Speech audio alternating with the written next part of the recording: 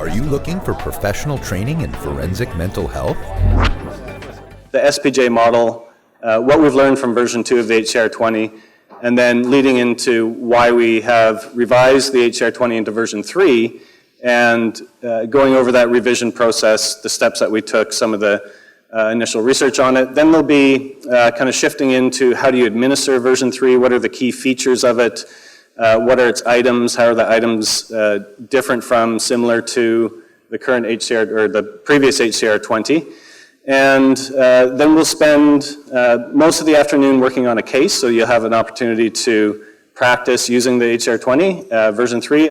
And we do try to code them in a very simple way. Yes means the person definitely, there's evidence that the person has problems in that area.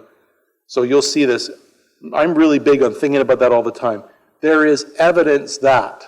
There is no evidence that. The reason that I say this is, if I ask you, does this person have a history of substance use, you may say yes, easily, but you may find it hard to say no. Well, I couldn't see anything in the files that suggests that, but I wonder.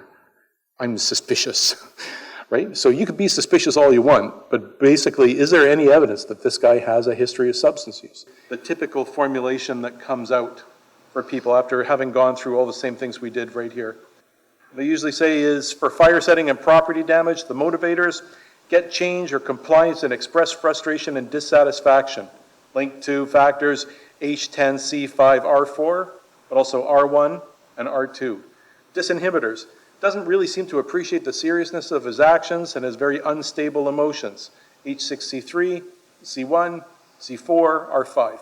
Destabilizers, intellectual difficulties, H6 and C3, but also the poor coping, C4, R5, possibly exacerbated by day-to-day poor social adjustment, his chronically poor social adjustment and lack of interaction with other people, H3, H4, R1, R2, R3.